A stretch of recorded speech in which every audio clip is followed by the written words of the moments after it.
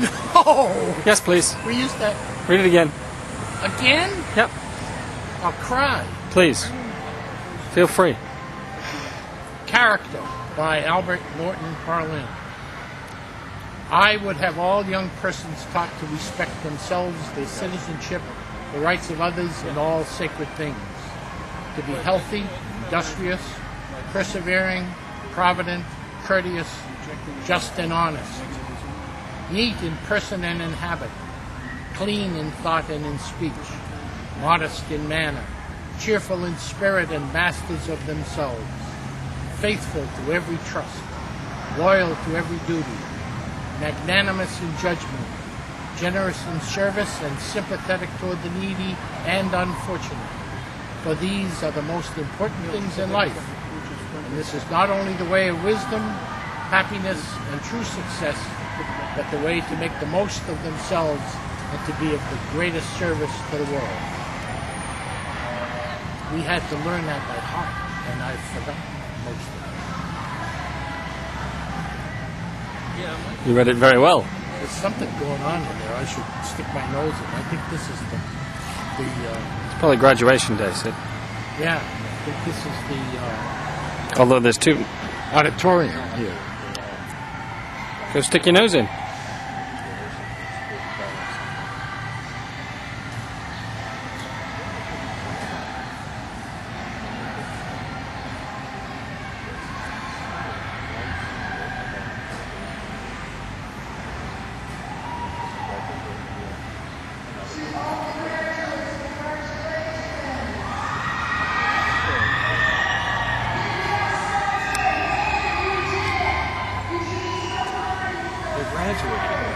It's a graduating class. Do you want to give us a read? Step forward and give a read What are you? for your grandchildren. Come on, step forward. I can give them a video. You got the camera? I got the camera on now. All right, here's my question. Do you think there's a men's room inside the school? I think there's a boys' room. Yeah, right. Clever. Jewish, you're in the Jewish community, and there was a word they had. When someone did something embarrassing, they would say, "Oh, what a shanda." That means shame. Mm-hmm. They would say, "Oh, no, you don't want to do anything that's a shanda." Bring criticism down on the Jewish community. But it was all like unarticulated. It was just in your head, but it had an influence on you, on your behavior. Mm-hmm. But at home, it would never occur to you to question something. We're going to the picnic grounds, the jumping park. It was never anything like, I don't want to go. I want to go play with Albert Rabinskas. Mine was Joseph Bennett and Sylvia Bennett and David Bennett is your brother. You're not trying hard enough. You have to do better. You know how smart they are. You have to be smart. No, do you know the story? I got that This too. is Being K Leslie's. through 9. Sure K you through did. 8, sorry. Absolutely. And the high school is 9 through... Do you know the story about him being unmasked? It was after the war. Joey was getting master's degrees. Am I right? After the war. Yeah. Yeah. And he needed guinea pigs for IQ tests and aptitude tests, and he grabbed us. And he had been posing as this funny guy, and everybody said, "Oh well, he's funny. He'll be a great salesman. Don't have to worry about Sid. He'll sell cars or something like that. He'll make a lot of money. Everybody loves Sid. He's funny." And Joey gave him this battery of tests, and he got angry. Joe was angry. He said, "You've been hiding under that. You should be doing better in school from what the test says. You've been goofing off. You can go to college and do whatever you want." Uh-huh. And I think it had a big effect on him. In the last couple of years in school, he was more serious. Find that hard to believe. No. No? No, well, I knew I was smart. And the teachers, they probably reduced me to do less because they kept saying, you can do better, you can do better. We know about you. Screw you. So I got C's and B minuses. I was a mild diversion. I was like getting B's, or I should have got A's. And Mrs. Holt, the chemistry teacher, said to me, we were playing a chemistry game in chemistry, and I was getting all the answers, you know. And she came over, we were sitting on a, what do you call that, bleachers. And she came over to me, where her head was like about here, and I'm up on like the fourth row. And she said, you're not as dumb as you act. Now you've been. But, you know, and Joey had been a big hit in chemistry and math.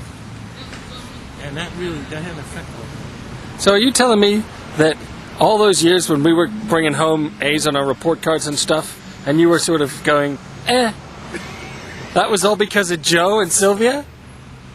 Sylvia did not get great grades. She didn't straighten up until she became a nurse. She stayed back.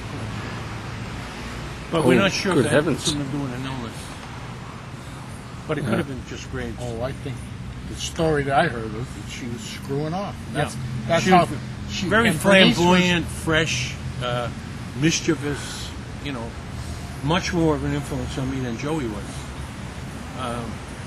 Independent, didn't give a shit. You know, Mimi type.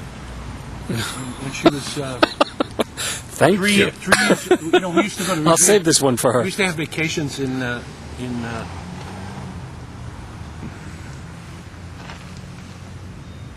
luxurious Revere Beach. You know, really, day class A Revere Beach. But we would stay there 2 weeks or 4 weeks, and Max would come from the store. You know, because it was just a little different. 5 miles. Going home. But before my time, there was a legend in the family about Sylvia taking off and going on a roller coaster.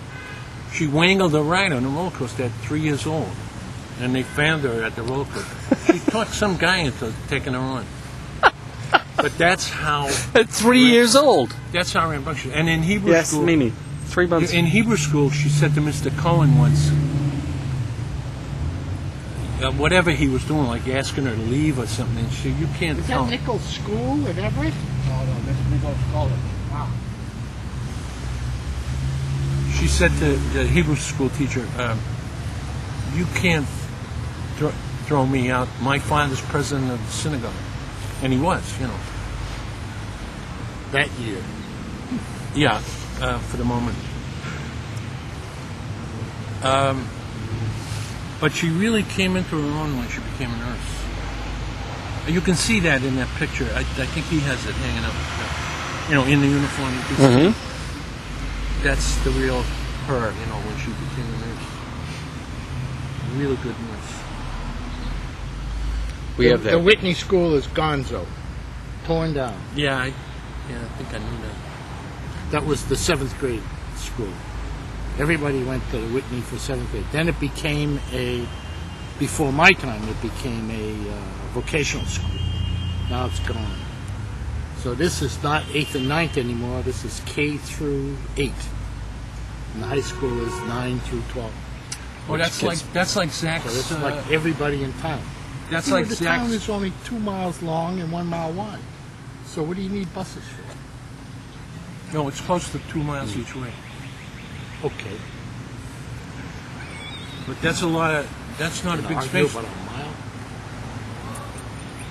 No, I think it's. I'm not arguing about a whole mile. It's 2 by 1 3/4. But I mean, it's a small little square, and there were 50,000 people. Where's the button? It's recording. It's recording now? Are they laughing at us or are they laughing at us? It's about time we turned the camera on you. What's the matter with you? It's 2 miles by 2 miles. Rotterdam? Moving right along. Rotterdam? Yes, 35. There were only 35,000 people in now. There were 50,000 when we lived here. So that's a lot of people in a 2 by 2. Especially when you're the only market in town. Whatever it was. It's 2 by 2. That was a lot.